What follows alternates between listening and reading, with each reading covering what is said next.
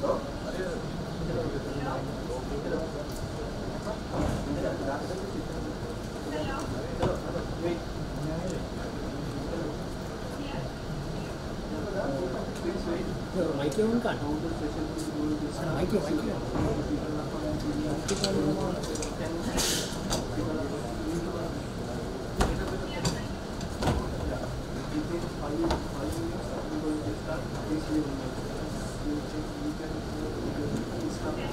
evening, ladies and gentlemen. I warmly welcome you all to the second day of International Research Conference of General Sir John Colorado Defense University. We are set to begin the fourth and final technical session of Defense and Strategic Studies on the theme of diplomacy and foreign policy. We shall begin this session now, and to introduce the chairperson, I would like to invite Brigadier Ajay Rajbaksha, the Dean, Faculty of Graduate Studies.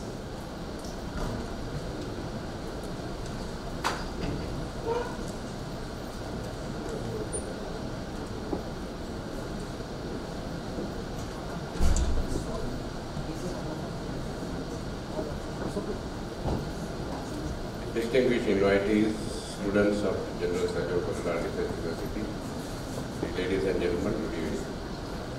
On behalf of the Vice Chancellor, I welcome you back to the Defense and Strategic Studies Technical Session 4 of the KDU International Research Conference 2018, in which the presenters will deliver their papers on the sub-theme Diplomacy and Foreign Policy.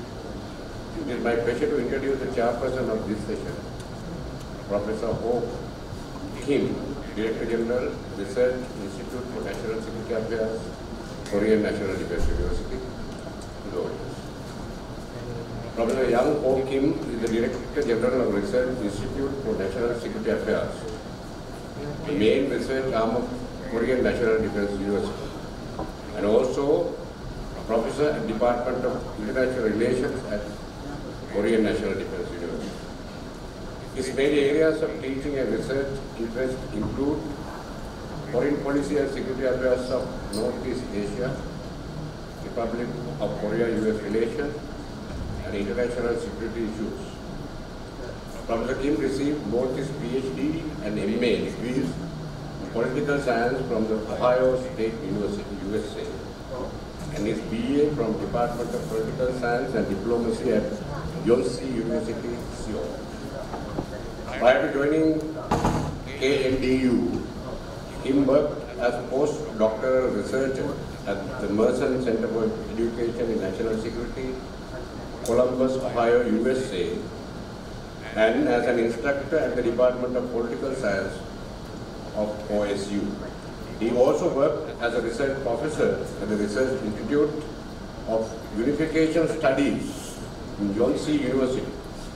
After joining KDU, Professor Kim has held several academic and administrative posts, including Chair of Department of International Relations from the year 2010 to 2012. And he had been in charge of the Center for Security Policy, Center for US and China Affairs, and Division of International Affairs from the years 2004 to 2006. In addition to his works at the KDU, Professor Kim has experiences in the South Korean government security policy making at the Blue House. He served as a Deputy Secretary to the President for Security Strategy from the years 2014 to 2016, and also as a Policy Advisor to the Chief Secretary to the President for Foreign Policy and Security. In abroad, he had a chance to work as a visiting research fellow at the S. Rajaratnam School of International Studies at Nanyang Technological University in Singapore. While thanking him being here with us today, accepting our invitation, I now cordially invite Professor Young Ho Kim to the stage and share the Defense and Strategic Studies Technical Session 4. Meantime, I would like to call upon to our eminent guest speakers in this session. Mrs. L.Y.P. Kobo, she will be presenting her presentation through Skype. Mr. A. Ward, Mr. Mrs. S. Pereira, Mr. H. Vijay. Professor Young will also introduce the presenters of the section to the audience. Thank you. You're welcome. This is the last session.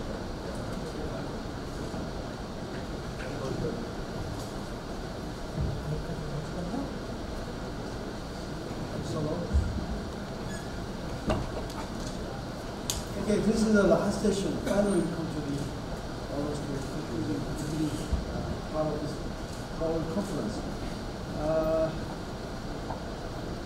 This is the last. This is Friday. In Korea, I'm from South Korea. In Korea, we have a kind of popular language expression about this kind of a day. We have called it Firing Friday or Burning Friday, which means Friday night or evening you're supposed to enjoy and have fun. So I'd like to make this session as short as possible as a chair, and give you time for your enjoyment for the evening. I will try.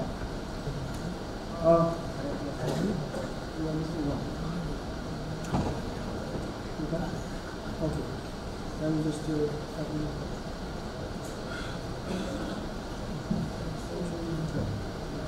we have in the current program we have 4 presenters, but now obviously one is missing, and the other one actually is not here. She is her name is LYP Kobo. She will present her paper through telecasting. She's in Ecuador right now. That's what I told her. So, but this is a globalized world, internationally, very well connected with the internet. I think it's not a problem. But I think it's, I'm a little bit worried because it's 5 in the morning in that area. We'll see how well she will handle. It's LYP Kobo. She presented her paper. Her presentation, I will introduce her resume. Bio. Lorena Yael Pedra Kobo is a research professor at Pontifical Catholic University of Ecuador and doctoral candidate in Latin American Studies at Andean University, Simon Bolivar. She studied the field of security and intelligence of Ecuador since 2009. Also worked as an analyst on organized crime for the Ecuadorian state. She has been invited as a teacher in general staff courses of the armed forces and the Ecuadorian National Police. She is the first Ecuadorian woman who writes a non-compilation book about the Ecuadorian intelligence system. Okay, Ms. Cole, the floor is all yours. Go ahead.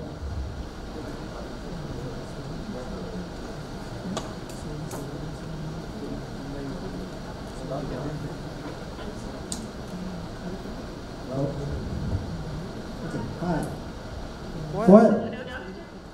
Everybody, I hope you can hear me well. It's well, yeah, it's good. Go ahead. Good. Okay, I will start then. Well, before starting, I want to greet the academics and the public present. In addition, I want to thank all those who have worked to make this event possible. Through this presentation, I will try to set out the institutional redesign elements that ended up shaping a poor border security between Ecuador and Colombia. I will share my presentation with you. The aim of this study was to set out the institutional redesign elements that ended up shaping a poor border security between Ecuador and Colombia. So, Ecuador is located in South America, neighboring with Colombia in the north and Peru in the south. Ecuador became a republic since 1830. We have a big deal with the frontier with Colombia, right here.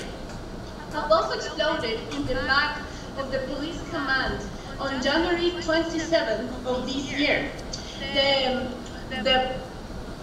San Lorenzo, that is an Ecuadorian town located in the border with Colombia. The explosion took place very early in the morning and surprised all the country. This fact did not only unveil obvious issues, such as deficiencies in certain routine security procedures within the affected police facilities, but it was also the tip of the iceberg that made visible the serious shortcomings regarding the implementation of public security policy on the Ecuadorian-Colombian border. Now I'm going to start to talk about the intelligence system in Ecuador. Since 2008 up to present time, as a result of the approval of the, here you have some photographs of how was the blast, and these pictures are the result of the bomb. Now I'm going to back to the national intelligence system. So, since 2008, as a result of the approval of the new constitution, a series of adjustments have been taking place in Ecuadorian states in regard to security. The ultimate goal of security in Ecuador was purportedly modified upon the changes of the law, but this actually did not happen. The Secretariat of Intelligence, which logo you can see here, is the institution responsible for the development of strategic intelligence, namely the anticipated knowledge that meets its national development objectives, the protection of its citizens, and the structure and institutionality. As other instances in Ecuador, the National Secretariat of Intelligence was not a space free of what I call here the imperial presidential influence, which means, as Basabe, an academic establishes, the capacity to impose the agenda. In other words, impose orders from the executive branch, regardless of whether the orders issued violate the law, human rights, or state interests. This phenomena happened in all institutions of Ecuadorian government in the last 10 years, but intelligence that is supposed to be independent of this kind of influence was not. I continue.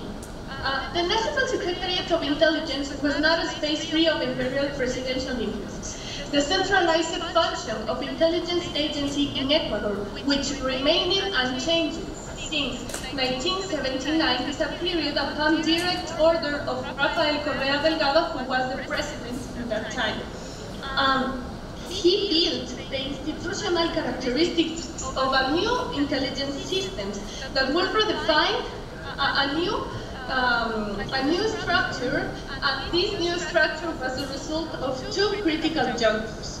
As from the political science perspective, that is from which I work, I follow the new institutionalism line, in which the critical junctures are understood as periods of significant change. The operations of the coordinating Bureau of Intelligence in Ecuador went a period of apparent calm, without major alterations for 30 years. And evidence of this was not long ago. In 2005, its functional organic regulation was approved.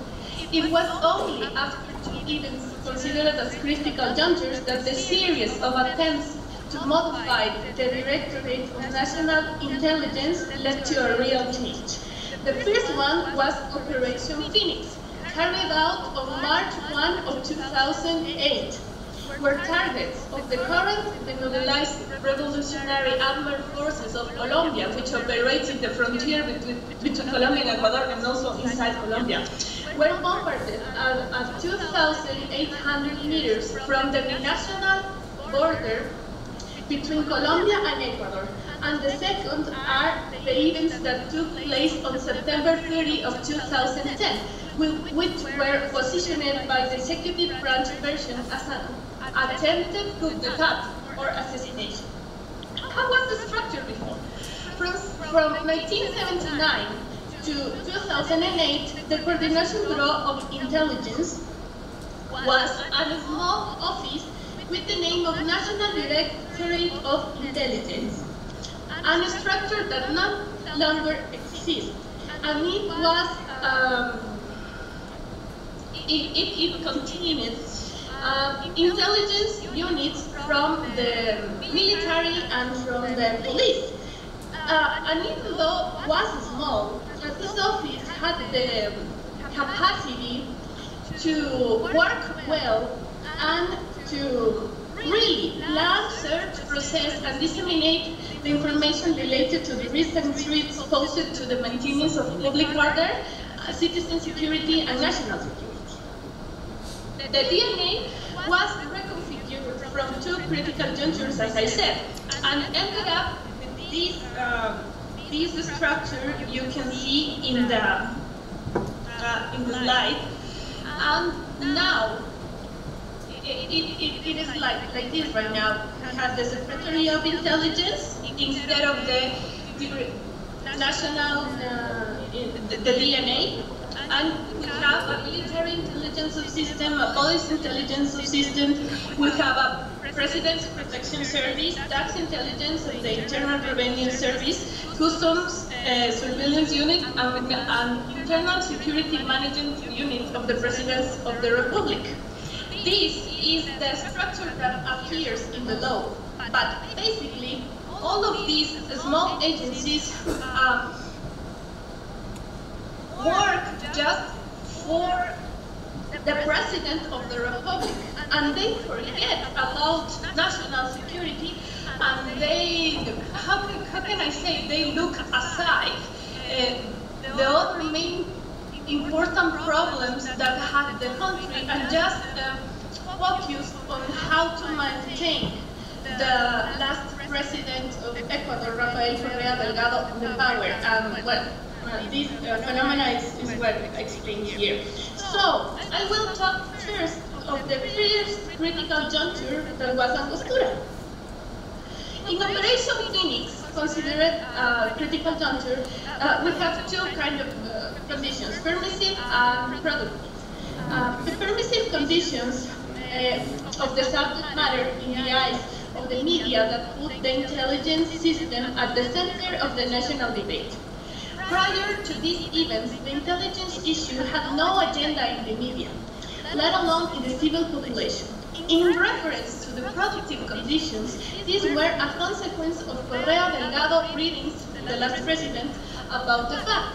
The president created a special committee to investigate the events that took place, and this committee just repeated what the president said. Both the positioning of the presidential discourse and the majority of the governing party in the National Assembly removed the regulation legitimacy and reserve, which were the basis of the state intelligence in Ecuador. Subsequently, the regulations changed with the issuance of the Decree Executive 1768 in 2009.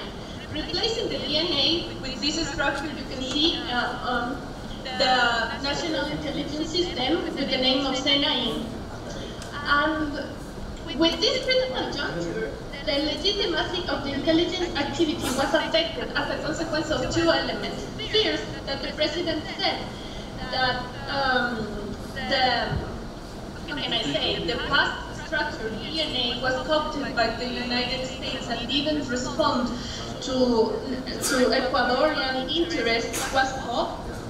And also, we have a second characteristic that this ended up in a breakup with all the personnel of the intelligence sector that has had training in the United States of America, and also we have a break with all the funds that came from countries as the United States of America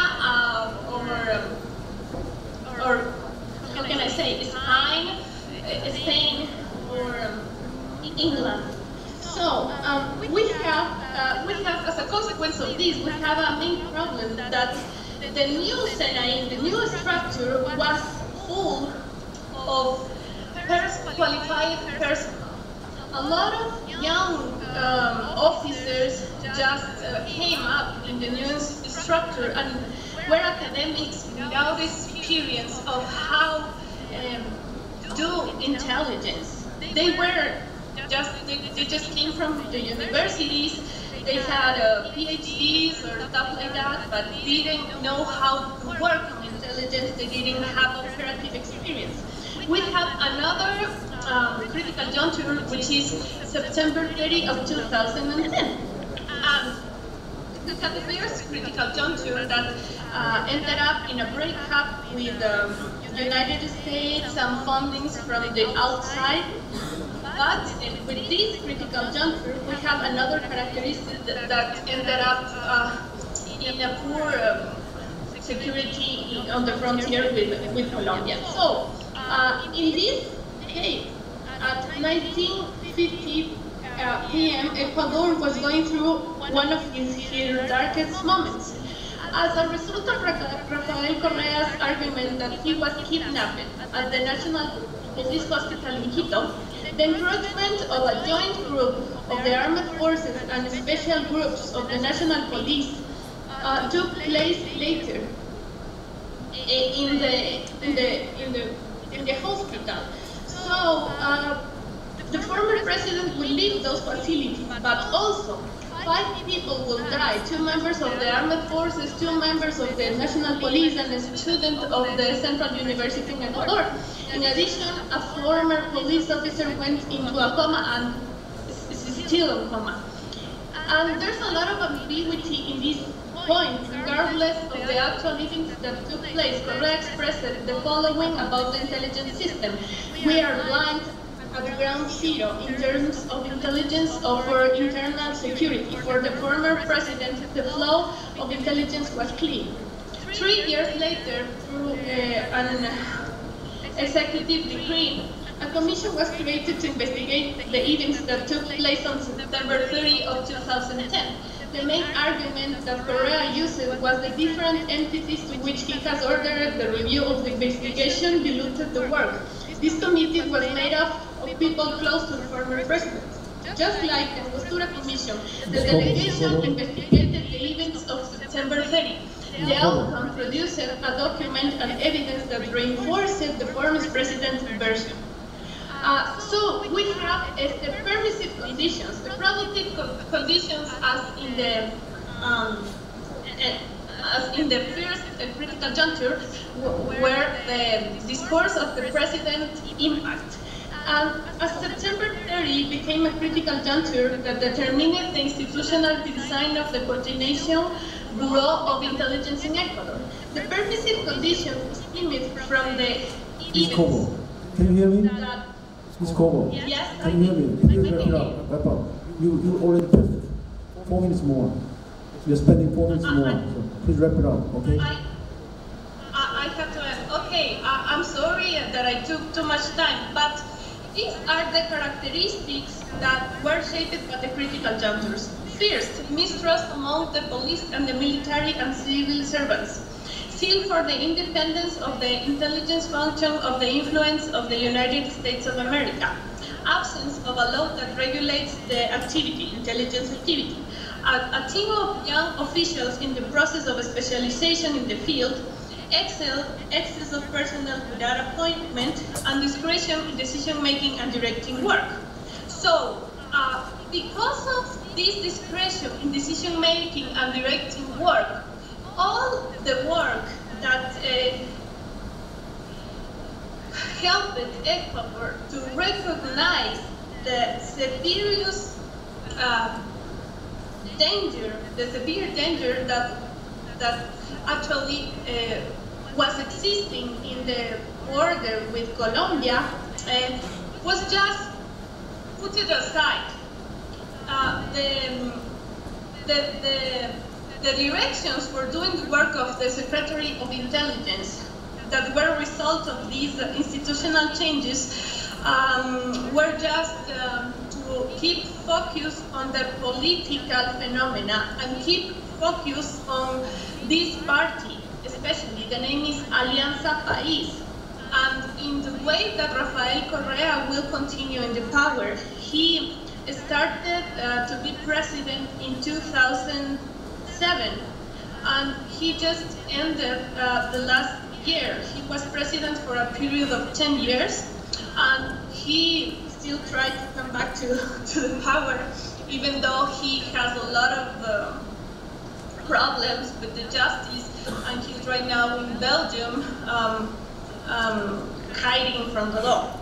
So this made a lot of damage to the country, because right now we have these demobilized members of FARC, which is, how can I say, it was like a revolutionary group, but now it works with drugs and with the cartel of Sinaloa cartel, Mexico, and this organization now is operating inside Ecuador. It's creating a lot of damage. They are putting bombs in some towns, and they are fighting with the states for the control on some zones inside Ecuador. I hope I could communicate in the right way my work to you. You can check the written paper that the organization already has, and I thank you for all your attention and for the opportunity of being here. I think that's it, and I hope I will explain it in the right way, and please forgive my English is not very good looking. Your English is good, don't worry. Okay, thank you, and please stay on. Okay, later we will have a question for you. So, if possible, please stay on the line. Okay, can you do that? I cannot hear very well what you said, but thank you so much for the No, attention. just stay on, please. Okay. I will stay here. Okay. Thank you. Thank you. Okay, thank you. Okay, let's move on. We get almost 10 minutes behind schedule. So let's move on to the second presenter. So it's Clark.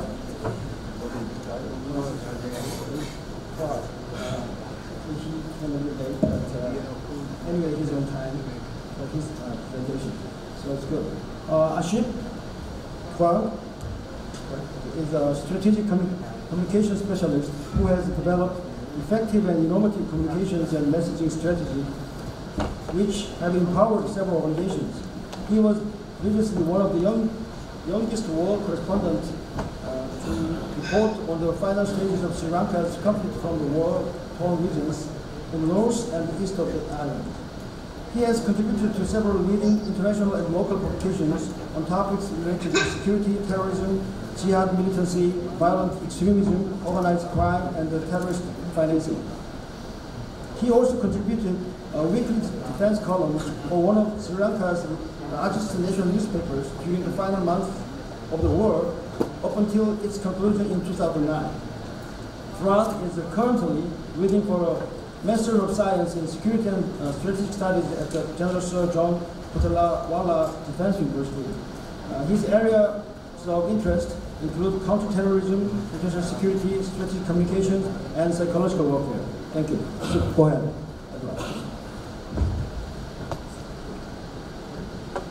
Thank you, sir, for that fine introduction.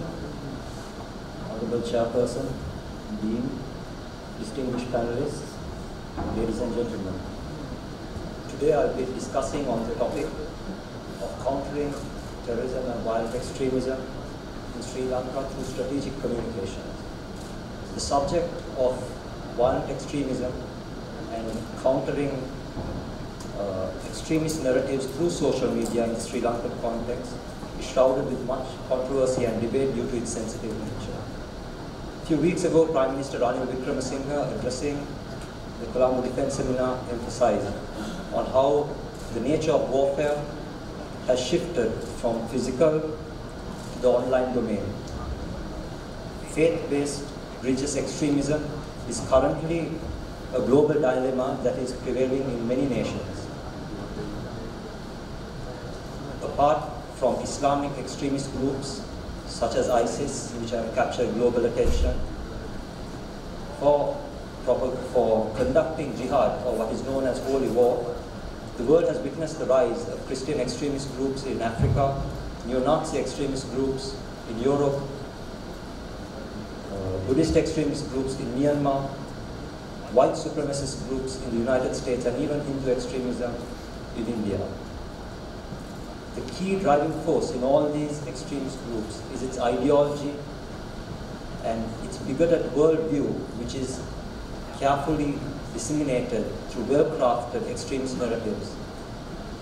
The advent of social media has enabled violent extremist groups to engage a much larger audience than ever before.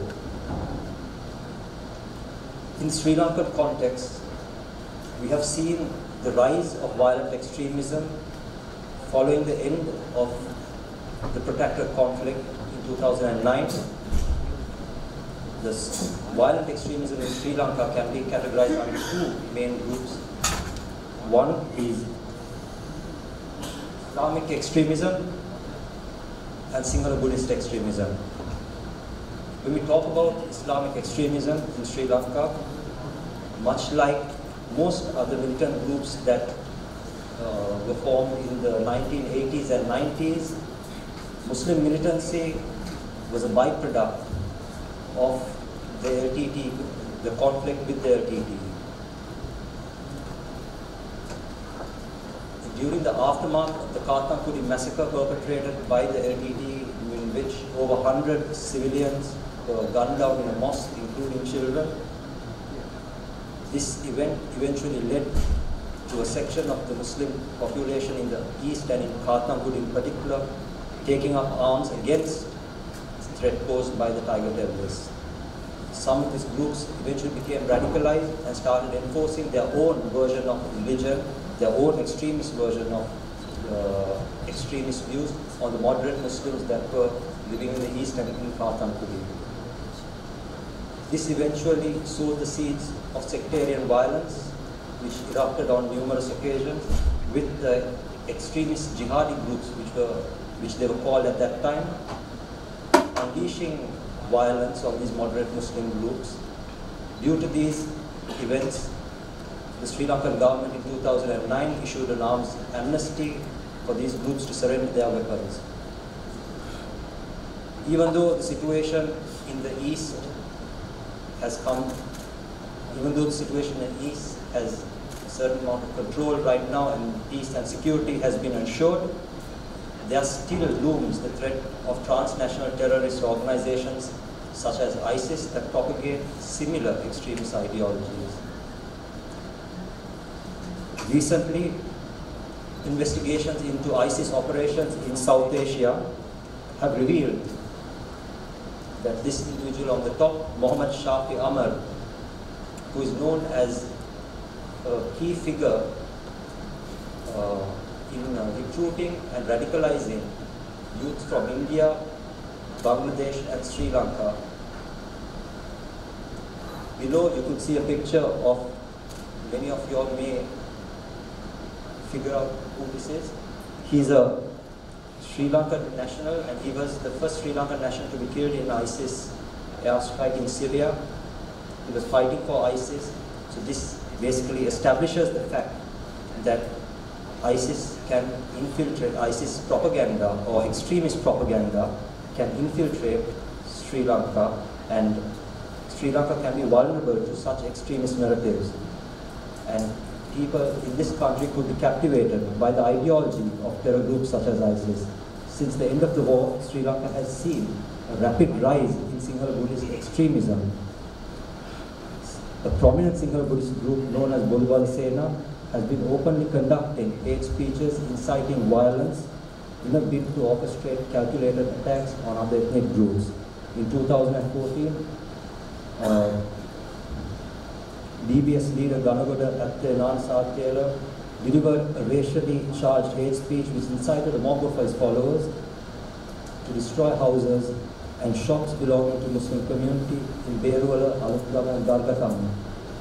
These events eventually sparked international condemnation.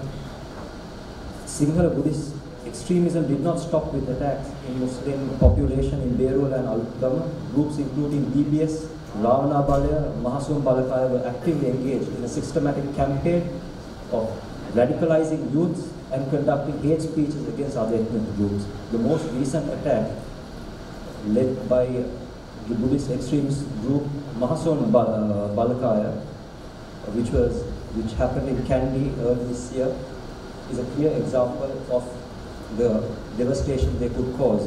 One of the primary causes which triggered the racial violence in the recent Kandy and Apara incidents was the spread of misinformation and rumors which led to the calculated targeting of the Muslim community. Such misinformation is disseminated through social media networks and end-to-end encrypted messaging services. Below you could see a picture of Amit Veerasinghe, who is a prominent figure in Mahasum Balakaya. He has over 150,000 followers and he has been involved in inciting violence, and he has been seen as a key individual who has motivated mobs to attack Muslim communities in the Kandy district.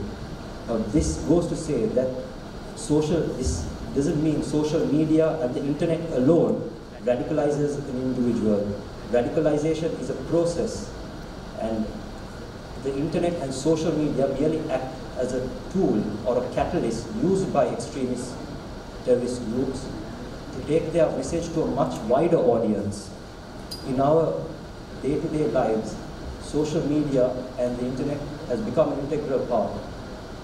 As much as it is an integral part in our lives, this has also paved the path for extremist groups to reach out and radicalize and recruit members for their cause.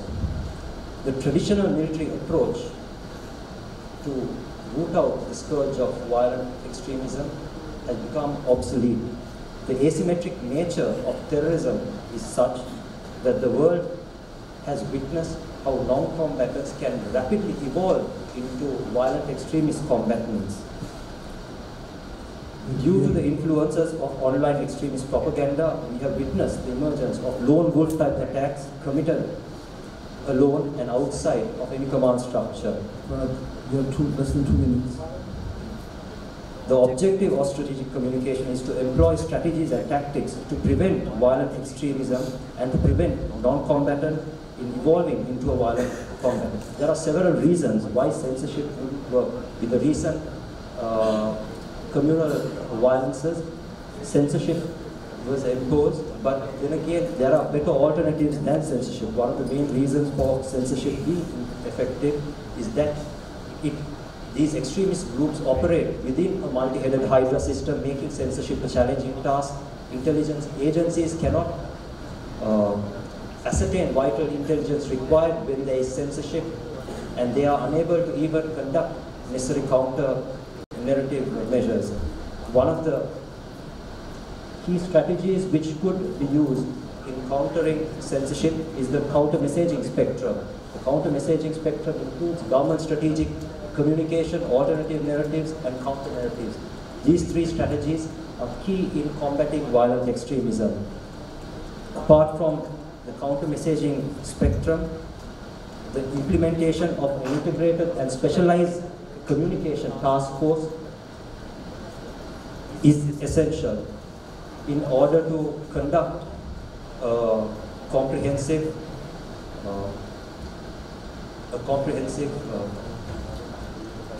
counter-extremist narrative.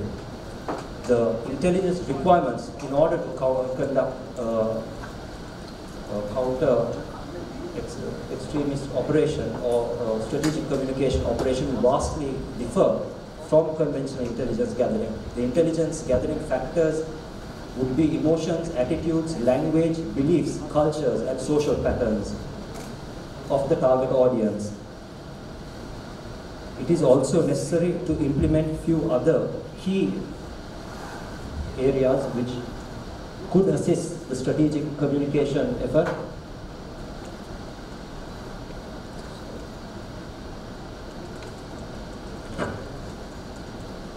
Other recommendations would be the establishment of an immediate action plan with the cooperation of political leaders, religious leaders, civil activists, legal experts, NGOs, media organizations, social media organizations, and law enforcement agencies to counter any form of radicalization, enacting and strengthening laws and regulations and policies to counter and prevent hate speeches, extremist content and narratives, cooperation with international and regional nations to counter violent extremism and prevent the flow of foreign extremist terrorists, investing on training resources for respective governments and intelligence agencies to monitor and counter violent extremist content, and direct education awareness campaigns in district levels which will assist the counter-extremist drive.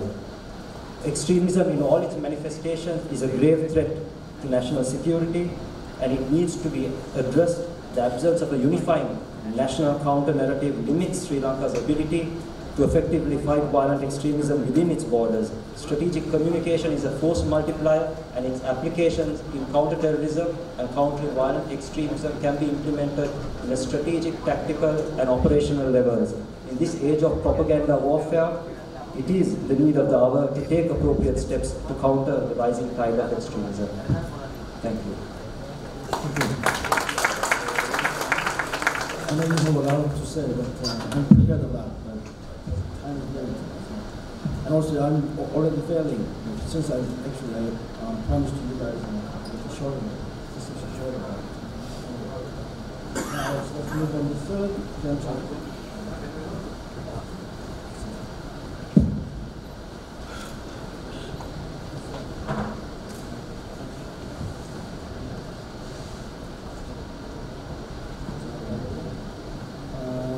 She's sitting next to me. Sandesa Pereira is currently employed as a temporary assistant lecturer at the Department of International Studies, University of Kelaniya. She passed out from University of Kelaniya in 2016 with the first class in International Studies together with the French language. As professional qualifications, she has completed the LLB at the University of London and is an attorney at law at the Supreme Court of Sri Lanka. Currently, she is reading for Master of Philosophy in International Studies. Her research interests are on religion and international law. Okay?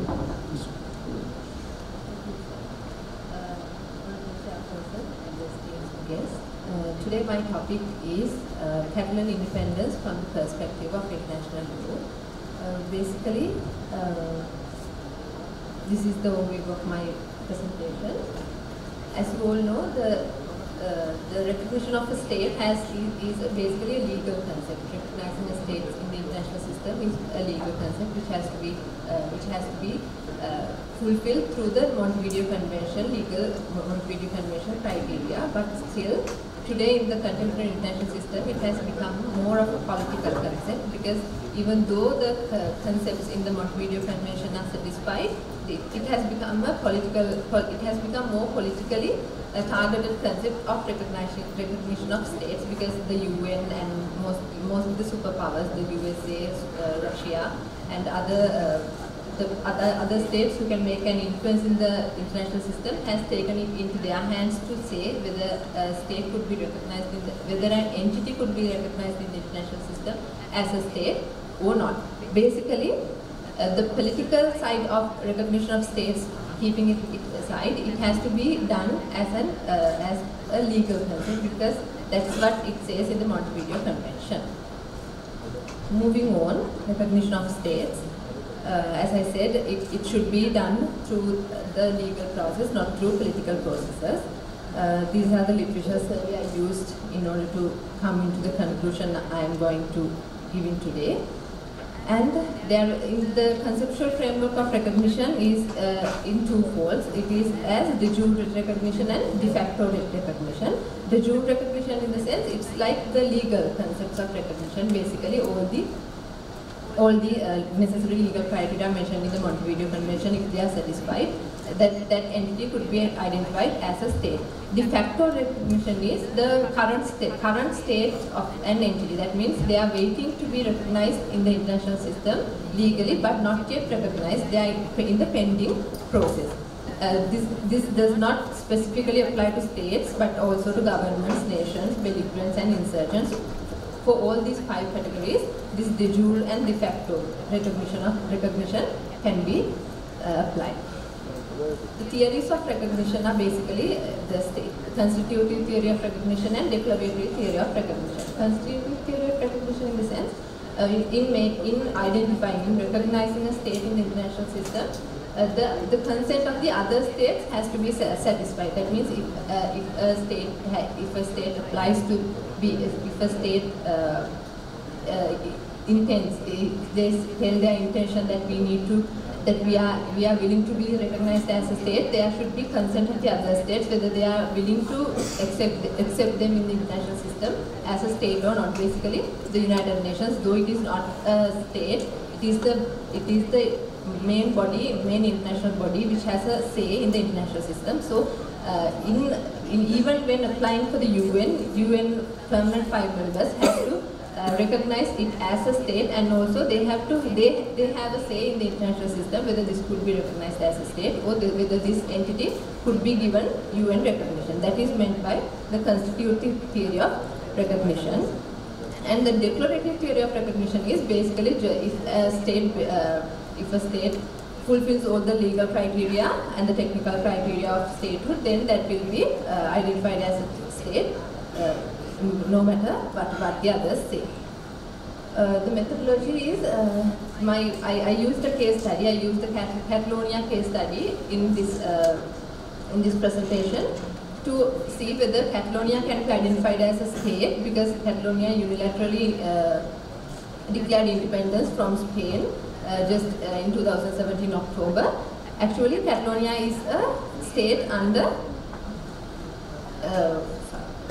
Catalonia is a state, a regional government of Spain. So basically it is not a state, but they have unilaterally declared independence, telling that we need to be independent from Spain, and they have just unilaterally declared independence.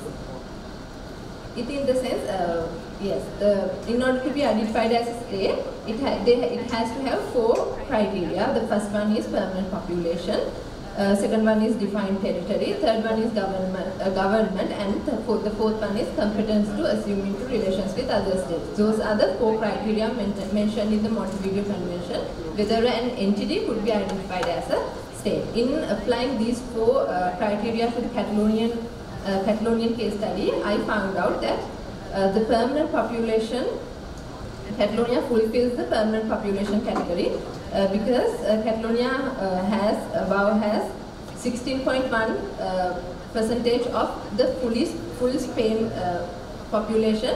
16.1 part of population lives in Catalonia, and therefore it fulfills that population category. And the third one is the defined territory. In order to identify it as a state, an entity should have a defined territory. If not, if they do not have a place to live, they do not have a place to assume governance, and because of that, a territory has to be there. Because basically, state means a territorial entity. And in this case study, Catalonia has their own territory.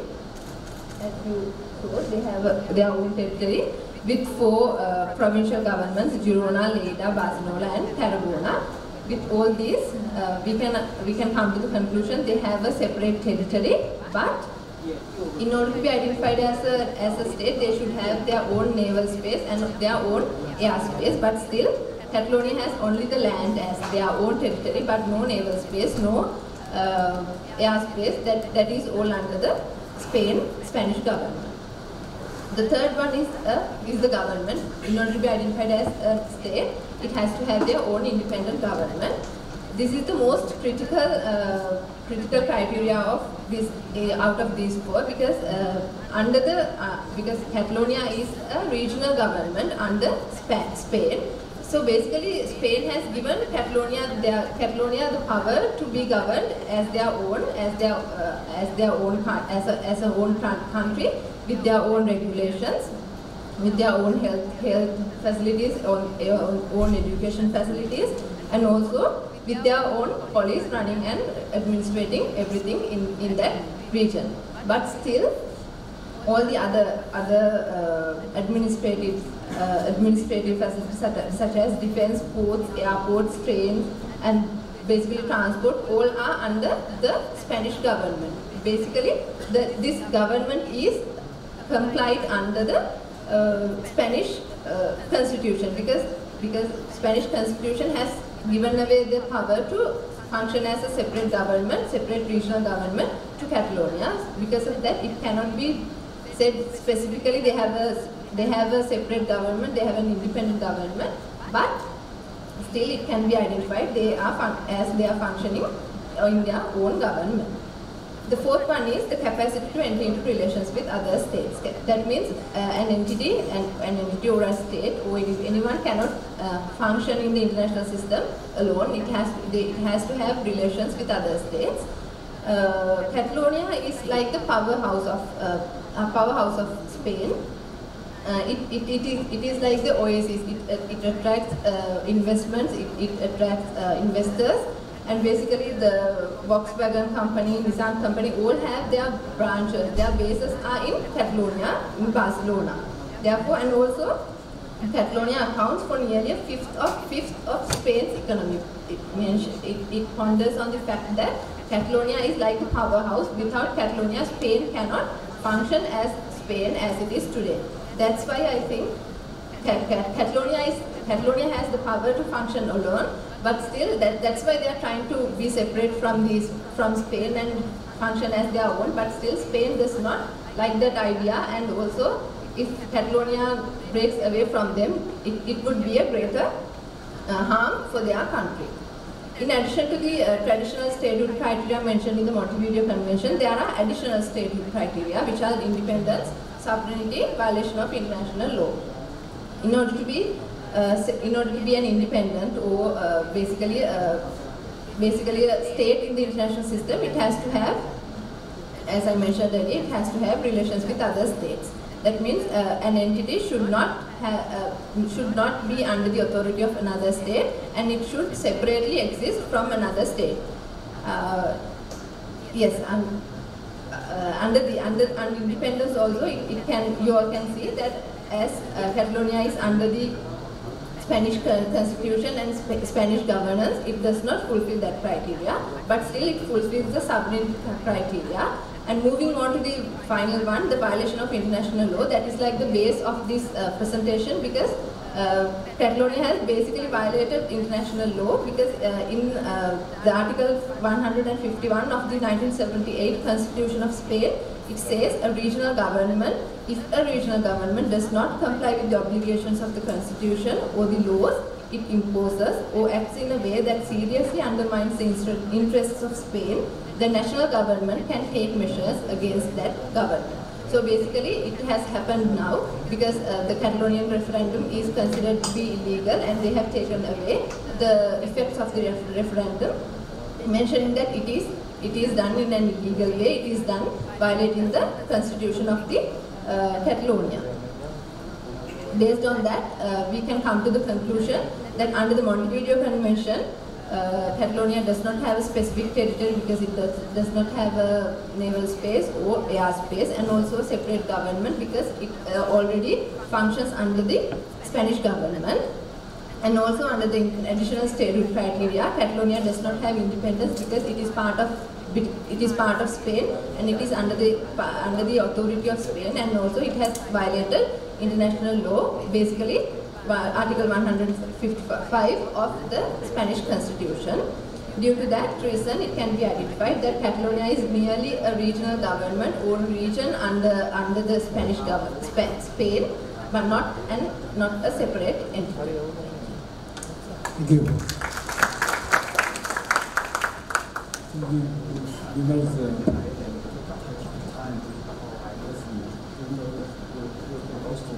thank you. Okay, let's move on. Last but not least, this is total. Our final presenter is H. Vijay Singh.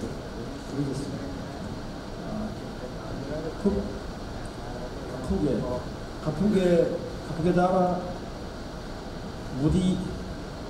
무디안세 large Hashan Viraj Vijay Singh completed his primary and secondary education at Soka Vidyalaya, Colombo, and Ananda College, Colombo, respectively. He obtained his Bachelor of Arts degree in the International Studies from the University of Kelaniya, Sri Lanka, and currently reading for his Master's in International Relations at the University of Colombo. He is currently employed as an analyst of political and economic affairs at the Embassy of the Republic of Indonesia in Colombo, Sri Lanka.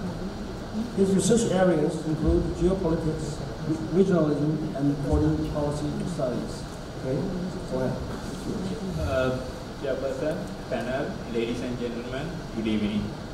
Today my paper presentation would be Economic Diplomacy, Asian Century and Sri Lanka's Foreign Policy. This is the outline of my presentation. Okay, if you look at the 21st century interstate relations, it is determined over two main characteristics can be identified. They are, first, the global power shift from west to east. Second, the growing significance of economic diplomacy. Asian Development Bank in 2011 notes, I quote, Asia is in the midst of a truly historic transformation. If it continues to grow on its recent trajectory, it could by 2050 account for more than half of global gross domestic product, trade and investment, and enjoy widespread affluence.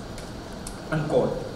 Okay, if you look at the statistic, the second one, the Asia's share of global output is expected to increase from 27% in 2010 to more than 50% by 2015. So it's a great example to show the transformation of the global power shift from west to east. In one of my previous articles, I note that fulcrum of geopolitics has shifted from Eurasia to Asia Pacific, and I point out four main reasons. They are the rapid economic progress, or which is known as the Asia century, population, which implies the market, availability of natural resources, and finally the possession of major sea routes. Okay, then let's come to the economic diplomacy. If you look at the current trend in international relations, most of the international relations, the nature is determined by economic diplomacy. It may be trade, it may be investment, it may be tourism. It has gone beyond traditional aspect of diplomacy has embraced economic diplomacy, which is another important milestone in international arena. Okay, if you look at Sri Lanka's foreign policy, since its independence in 1948, it has been following a non-aligned foreign policy. Under the broad umbrella of non-aligned foreign policy, throughout the history, it is determined by the middle path, strict non-alignment, progressive non-alignment, coexistence, and today I'm going to talk about Asia-focused foreign policy middle path. In 2015, addressing the parliament, Sri Lankan President Maithripala Sirisena talks about Asia-centric foreign policy. He highlights the Asia century and highlights the Asia-centric foreign policy.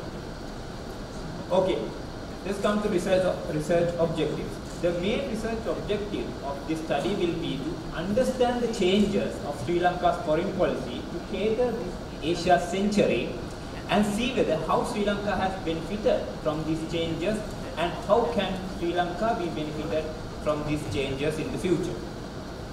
This is a case study of Sri Lanka. This is a qualitative research based on both primary and secondary data. Okay, when you come to research findings, you may understand, if you look at the international system, there is a global power shift. If you look at this table, Asia is progressing economically faster than the rest of the world. And in this regard, where is Sri Lanka when it comes to economic diplomacy? One example is exports. As you can see, in terms of destiny, 55% of Sri Lanka's exports goes to USA and Europe, while product-wise, more than 57%, almost 60% are tea and garments. That is why it is important to diversify, find new trading partners. Okay, now let's look at the post-2015 period. I believe that one main criteria we can observe to understand the nature of foreign policy is to understand the nature of the state visits. That gives a clear idea about the nature of the foreign policy. If you look at these state visits made by Sri Lankan president, they have been to countries like, most of them have been to Asian countries like India, China, Bangladesh, Malaysia, Japan, Indonesia, and Republic of Korea. And some of these visits are really historic. Historic because for the fact that they have been made after a lapse of 30-40 years. Okay, so these are some of the outcomes of these visits. Okay, now let's come to the economic diplomacy. Before 2015, Sri Lanka, in operation, Sri Lanka had two bilateral free trade agreements, one with India and the other one is with Pakistan. Earlier this year, Sri Lanka signed a free trade agreement with Singapore, and discussions are on for more free trade agreements with countries like China, Malaysia, Thailand, Indonesia, and Bangladesh. Okay, why these free trade agreements are important? I will give you one reason, that is the market. Try to understand the top 5 most populous countries in Asia. What are they? First, China. Today we are in discussion of a free trade agreement. India, we already have a free trade agreement. Indonesia, we are in discussion with a free trade agreement. Pakistan, we already have a free trade agreement. And Bangladesh, we are in discussion with a free trade agreement. So see, the market, it exposed from these free trade agreements. And on the other hand, the rising middle class. If you look at this country, the middle class is rising, on the rise. Again, it's good for Sri Lankan products. Okay, when it comes to Asia-centric foreign policy, one major aspect is balancing India and Pakistan, which is not easy to do so. However, if you look at India and Pakistan, they are growing faster. So it is, and both these countries are so important to the extent that Sri Lanka cannot afford to lose one trend at the cost of another. If you look at the trade, it may be investment, it may be trade, or it may be tourism. Both India and China are major partners of Sri Lanka. Okay, when it comes to economic diplomacy, trade facilitation indicators plays a crucial role. If this is a comparison between 2015 and 2017. As you can see, when it comes to trade facilitation, Sri Lanka has performed well during these 2 years. Yes, there are areas which Sri Lanka should work on, but Sri Lanka has made significant progress during these 2 years. Okay, in conclusion, we can say that Sri Lanka has made a progress in terms of adapting its foreign policy to these changes of the global arena. Sri Lanka has understood this global power shift and accustomed to it. There are areas which Sri Lanka has progressed and there are areas which Sri Lanka should progress, especially in trade facilitation indicators. And even in the future, balancing India and China could be a daunting task, but as it now, Sri Lanka will be able to balance both powers as well. These are the references. Thank you. Yeah. You actually finished your presentation earlier than your supposed. Okay. Thank you. Okay, now we have all 4 presentations here. So before actually opening to the floor, let me actually, because I think I summarize each and every presenter's presentation. So let me just, instead of summarizing it, let me just ask a question for each and every one. Just for each and Ms. Kobo, are you there? Can you hear me? Ms. Kobo? Who's gone?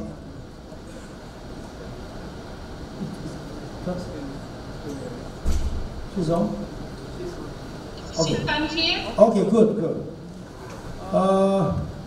Actually, I learned a lot from your presentation. My question, make it shorter. Actually, I think that America, the United States, have now Office of Director of National Intelligence. They established it after 9/11 terrorist attack. After that, they realized that the few problems you actually identified for the current Ecuadorian international intelligence system is very similar like yours.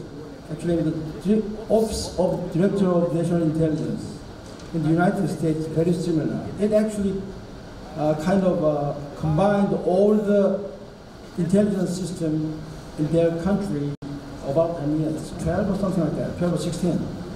Actually, different kind of the branch of the offices. It became under the supervision of one director. So the problem is they wanted to cross-checking the intelligence gatherings and the intelligence analysis, and also the try to kind of prevent the competition, over the competition among these different agencies. So they created it. So, but you said this is problematic. Why? I mean, it's going against it. Okay. So that was my first question. The second question is, you said there is a problem with the designing of the structure of the system.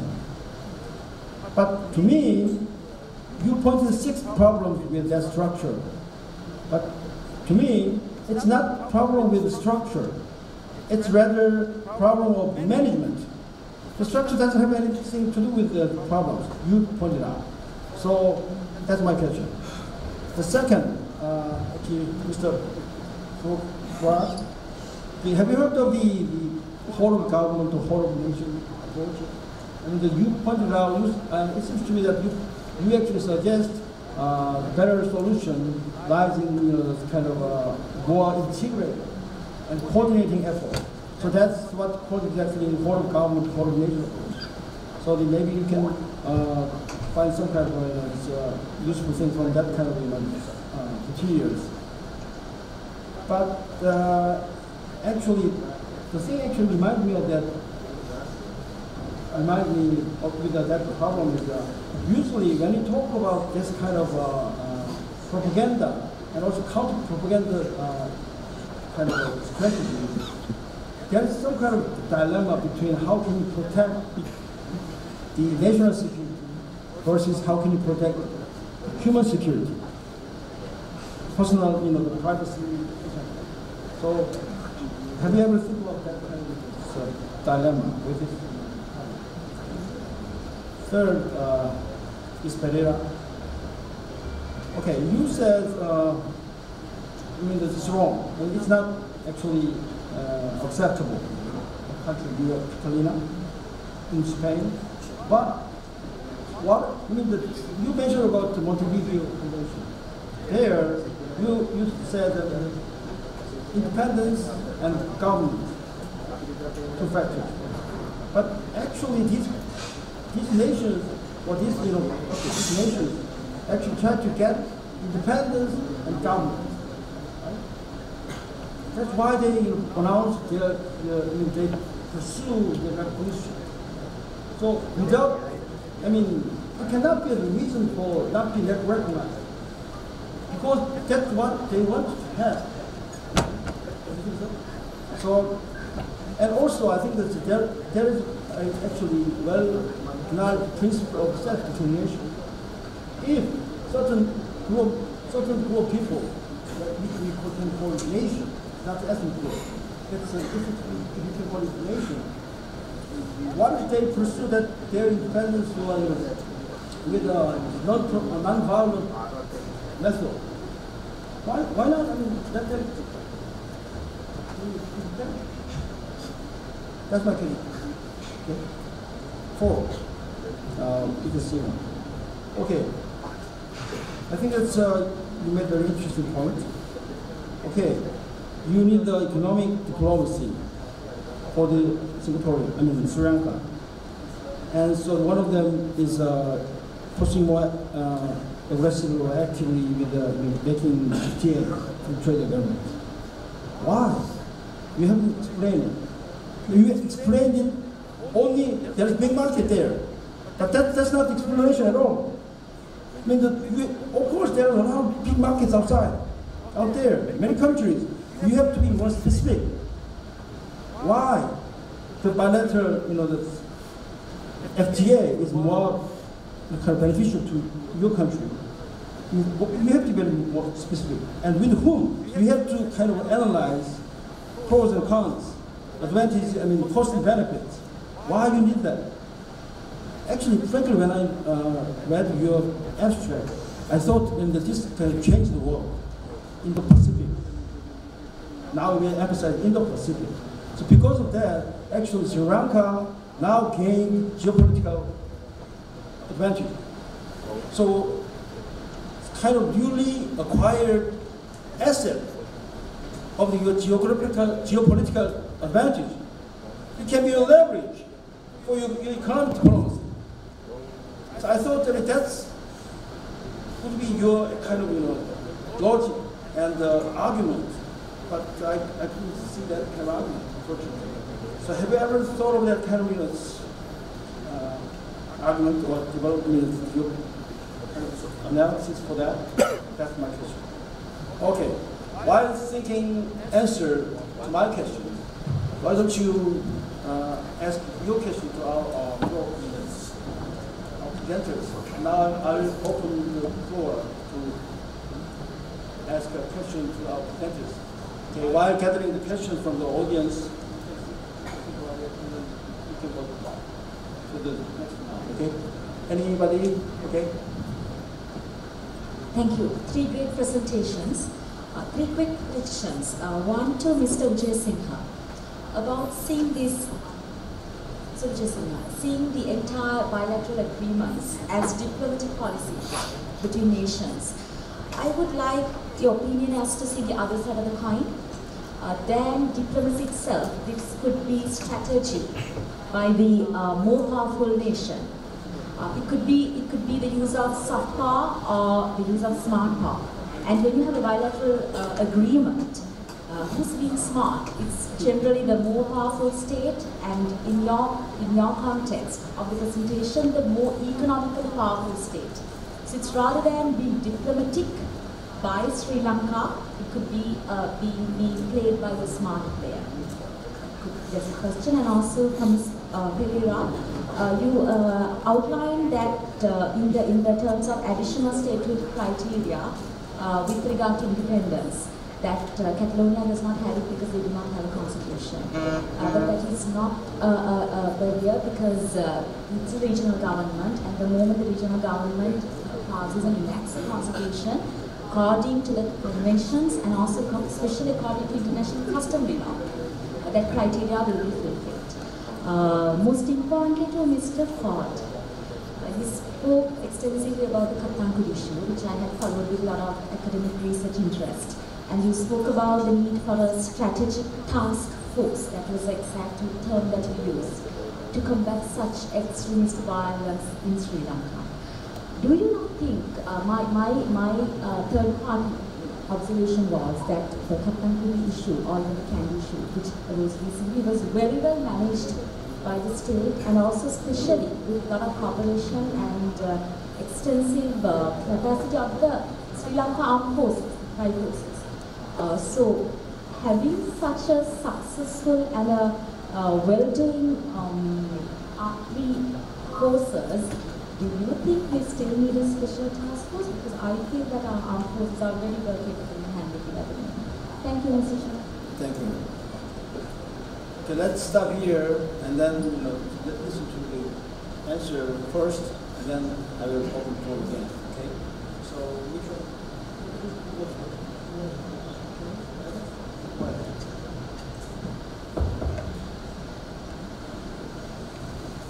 Actually, to answer your question, you are absolutely correct. Yeah, the security forces managed to bring the situation in control, but what I was referring to is a crisis prevention mechanism, not a mechanism to react. So when we talk about violent extremism, it is a process that occurs. Radicalization is a process. And when I mentioned about a task force, I emphasized on an integrated strategic communication task force. Let me mention it again, a strategic communication task force, a department quite similar to the Research Information Communication Unit, which functions under the British government, or the Global Engagement Center, which was previously known as the Center for Counterterrorism Strategic Communication, which functions under the US State Department, which have effectively played a key role in combating extremist narratives, radicalization, and extremist propaganda. So, in that context, I was referring to combating extremist narratives, extremist propaganda. So, what I was trying to focus here is on countering propaganda and not countering the situation on the ground. Did I answer the question?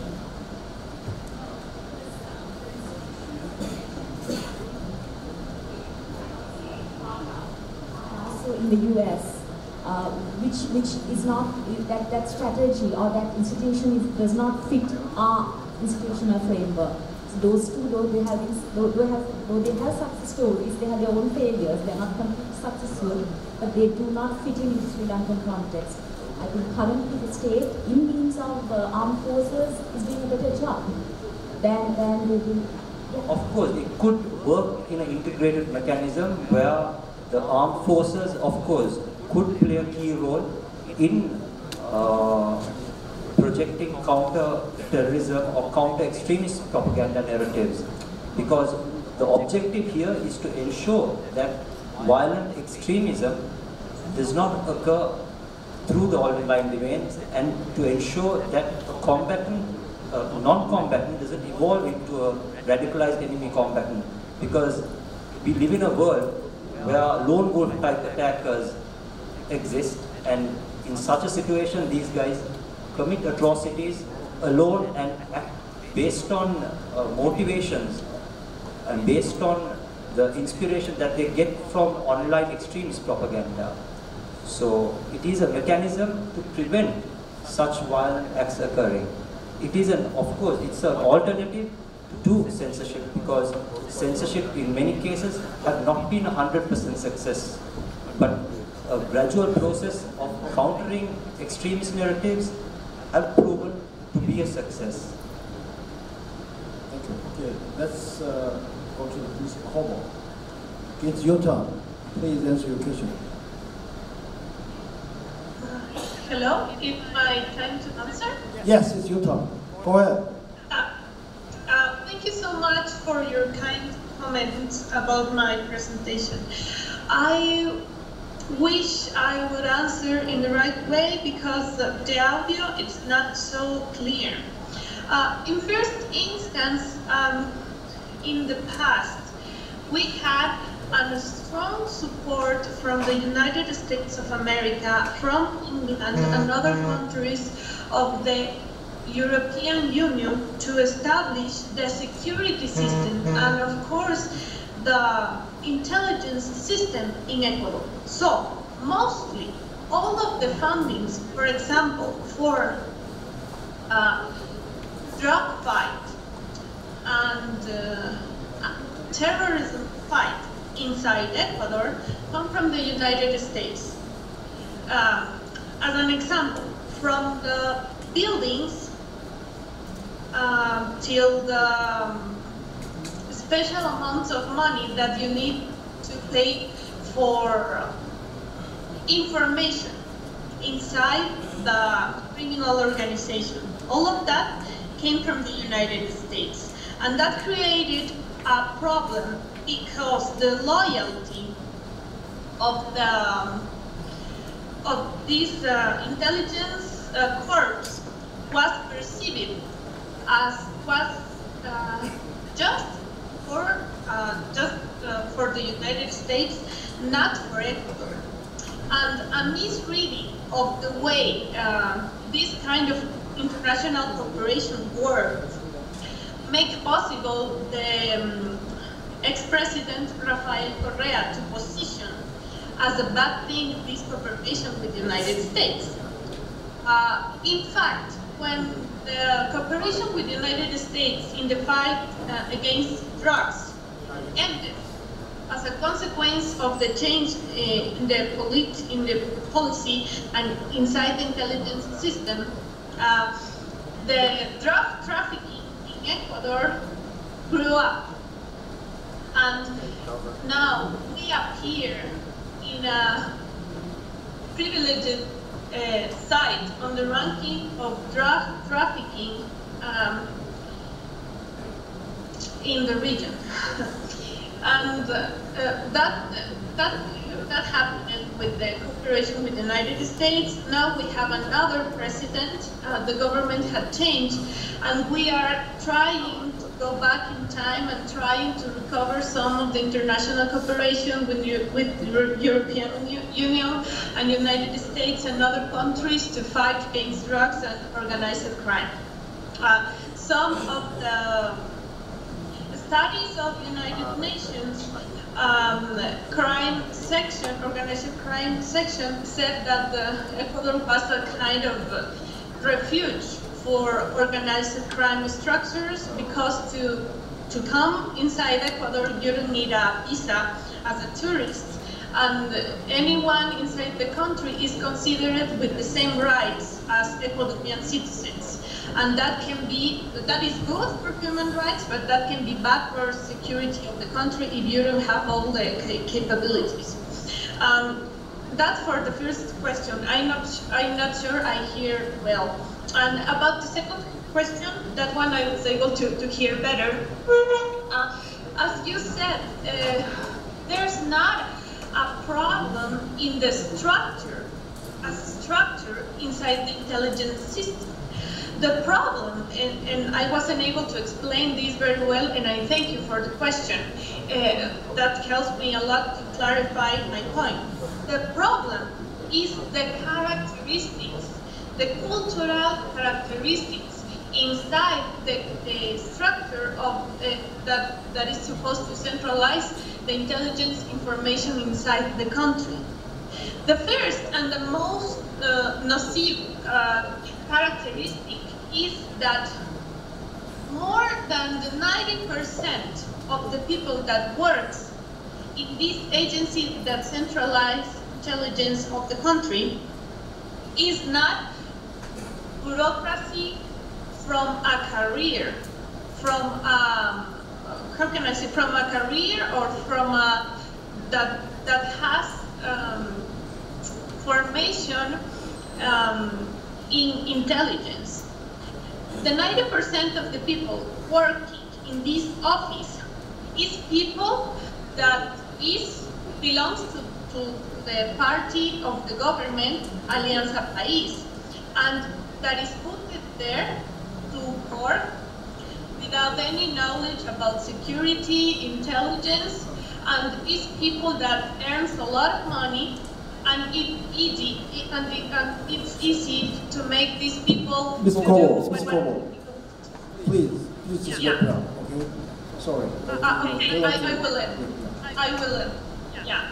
So, and that's the worst thing, the bad politicization inside the intelligence system, and also the mistrust between the military, the police, and the civil section of the intelligence system. In the actual circumstances, military intelligence do not trust in civil intelligence that is supposed to centralize all the intelligence of the country. So, to improve, we must recover the past. We must make peace with the intelligence, military intelligence, police intelligence, and we must refocus the intelligence system to serve the national security, not just one party, not just one person. Thank you so much. Okay, thank you. Thank you very much. I should ask just one question instead of two. I realize that. Sorry. Okay, thank you. Okay.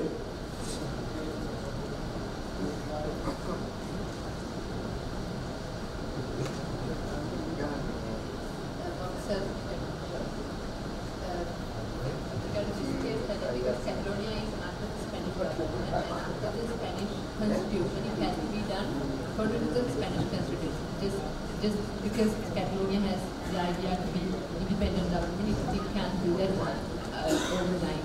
It has to have a process. It has to either get into consent, get into a mutual agreement with the mother state or mother state, and then only they can get into the agreement. Yes, we are a separate entity. We are a separate state.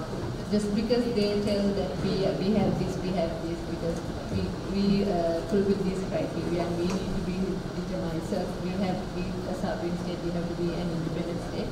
They can do it because they are under the Spanish constitution. They are a regional government under the Spanish constitution. The question is geopolitics. As I believe, geopolitics has shifted. Now it is geoeconomics. If you look at I presented in one of my papers, slide 5, I point out 4 reasons why the fulcrum of geopolitics has shifted from Eurasia to Asia Pacific, and all these 4 reasons are economic reasons. I will try to answer both questions at once. I will try. Why FTAs? At a glance, you may see FTAs is about increasing exports. That's it. But beneath, it creates jobs. It encourages investments. At the end of the day, it increases, by creating jobs, it creates, enhance the quality of life of people. And most of these, what I told these countries, all these countries are not what I think we should sign. All these countries are countries with whom Sri Lanka is going to, with whom they have already started discussions. And who will be benefiting in the next question? When Sri Lanka was going to sign the FTA with India, the same trend was there. There were protests saying that India is a larger market. India would invade Sri Lanka because of the larger market. No. Sri Lanka, as a small state, has 2 options. Either go for these free trade agreements, make the maximum use of it, or be in the shell. And the question is, how long we can be in the shell? How? Either we have to be competitive, or we either be in the shell and see with who else we should sign the FTA. We should maximize the opportunities. We should seek the opportunities, and sometimes we should take the risk as well. I think You have mentioned my question. Yeah. Look at the America right now. Let's take a simple example. Donald Trump, he started to negotiate every FTA, right?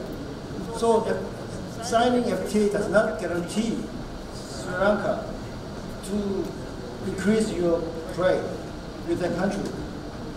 It can be cost to you. I mean, no. I'm not arguing for that. That part, that answer to that question is what you should say in your paper. I'm not saying having FTA is beneficial to you. Of course, it can be. I don't know. But why it's beneficial to you? To which kind of industry? Or which kind of strategy you have to use? I mean, a kind of negotiation tactic you have to use to get others sign FTA with you. Something like that. You don't answer. Okay? It's okay. Anyway. So, okay, now I'll open the floor to answer the question. Go ahead.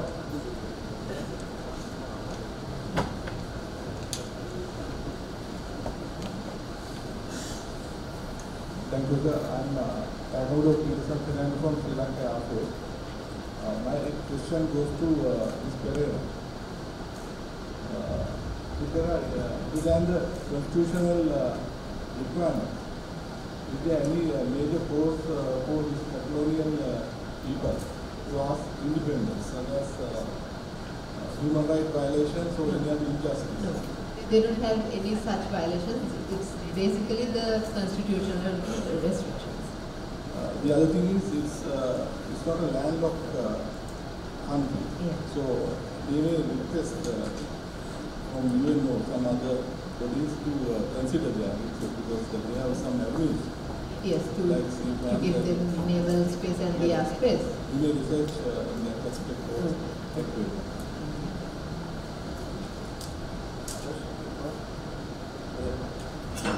My question is Mr. Park.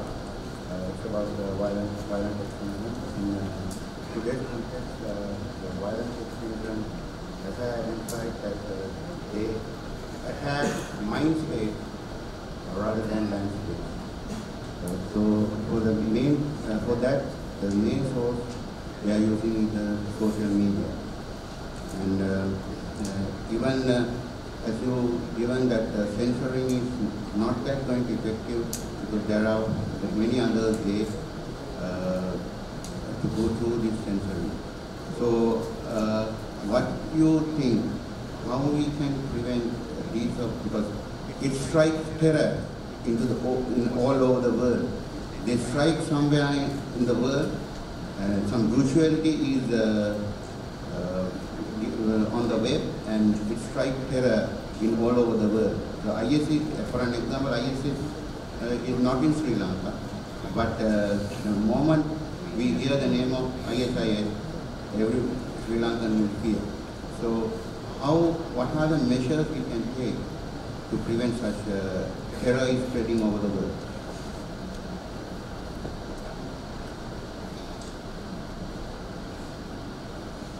Yeah, as I mentioned previously in my presentation, I referred to having a counter-messaging spectrum.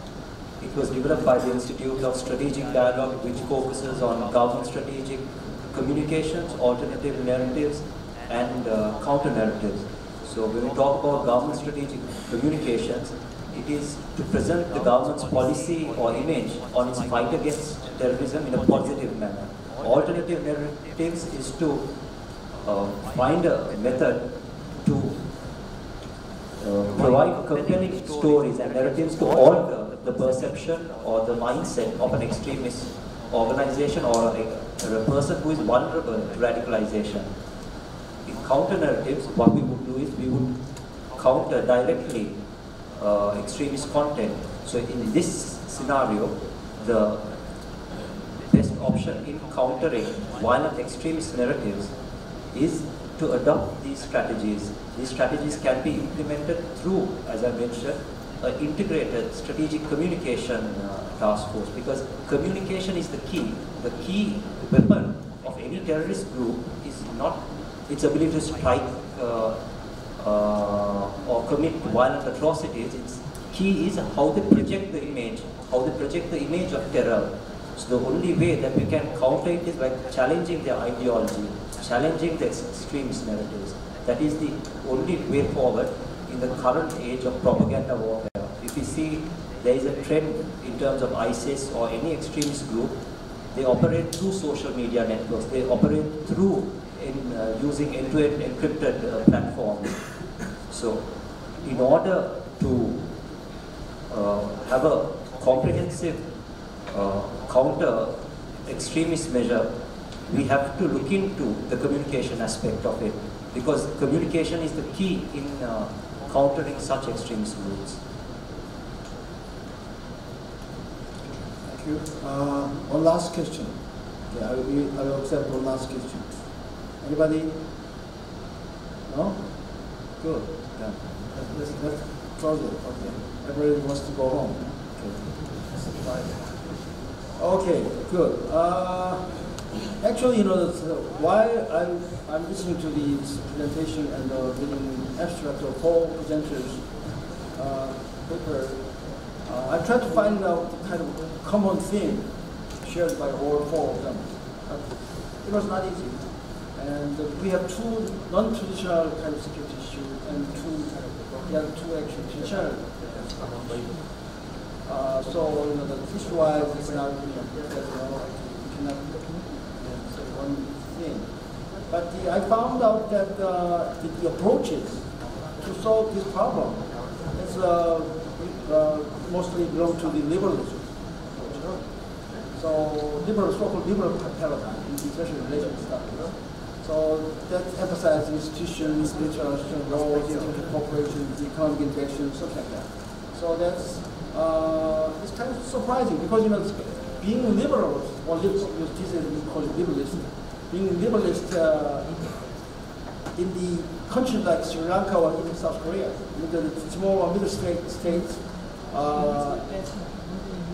pursuing that liberal kind of argument or the line of policy, it's quite sometimes dangerous because it's a kind of leisure, a luxury for people like us to pursue that way, because it's, I think it's a liberal way of solving problems is fit to mostly to the great powers, the superpowers, because they have a kind of a room to make a mistake. But for us, mistake means insecurity-wise it can be possible to solve, right? But still, many people still kind of emphasize that kind of line of policy. I think it's also that means we can have more. So it's okay. So actually, we talked about a lot of insecurity issues, and also it says it means I think that we have a lot of diverse problems. That's why we emphasize comprehensive security, right? And to solve that, the important thing is, even though I actually criticize the liberal approaches for the smaller size countries like us, but that's the way it should go actually, right? Cooperation, no matter how strong you are, you cannot solve these problems alone. So the cooperation, coordination, the collaboration is important. So that's the important lesson we can have, I think, from this panel and this conference. For that, I think that this conference like this, also very important to come to to come to the same place and to talk about the problems, raise the problems, think about how to solve it together. So that's the big benefit that actually this kind of internationally organized conference can contribute to make the world better and safer and more peaceful. So for that, I think I really appreciate and commend this university to organize this outstanding, fantastic conferences. I personally thank you for that, and also thank you all of you waiting on this last moment, and also I thank you the panelists too. Okay, I think that for that I think that we all deserve the applause. Okay, it comes. Yeah, thank you.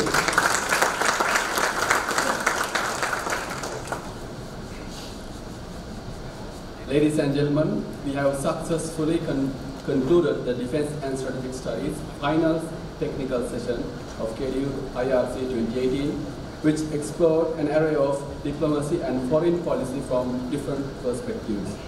We are thankful to the presenters for sharing their knowledge with us, and to give away the certificates to the presenters of the session, I have the honor of inviting Rear Admiral J.J. Ranasinghe, the Vice Chancellor of General Sir John Kothawala Defence University.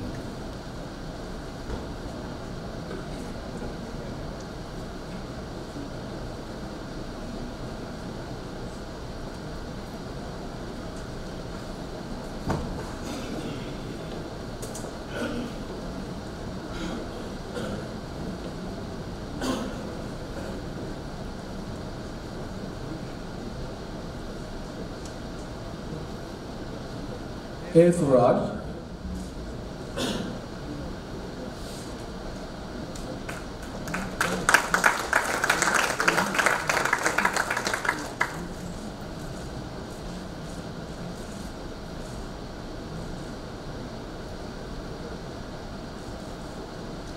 S. Pereira,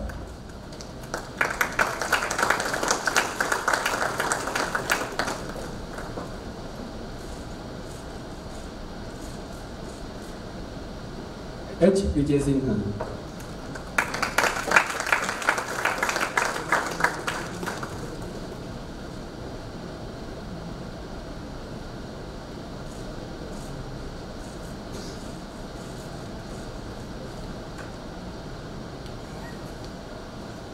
We are also grateful for the participation of the chairperson, Professor Yong Ho Kim, and we shall now present a token of appreciation to the chairperson.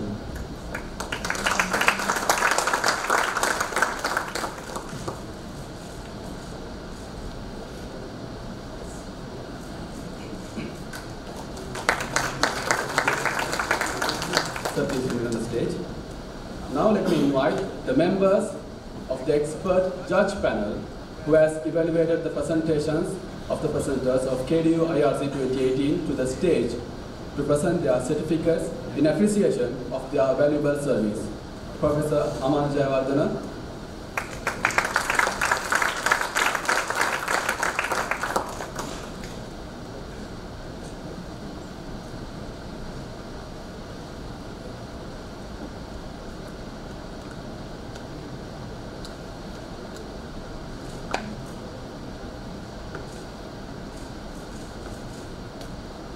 Professor Sarat Amanugama,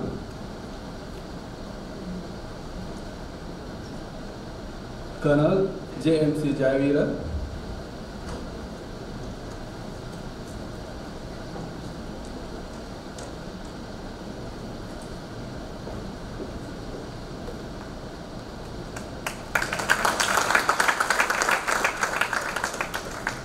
Mr. Satish Mohantas,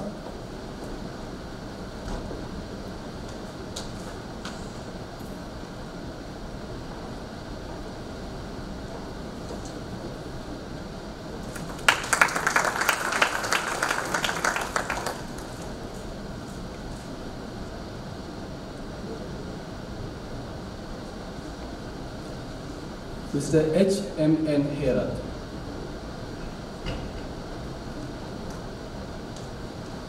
Well, ladies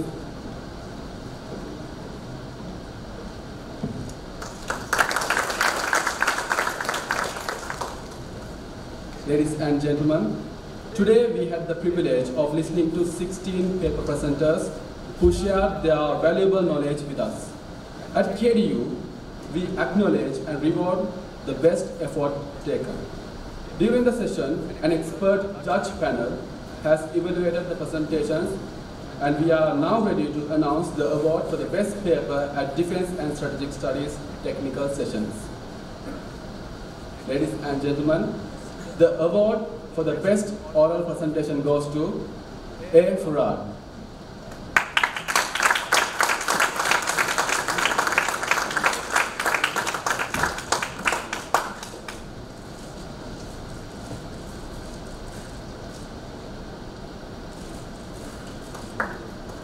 Thank you, sir.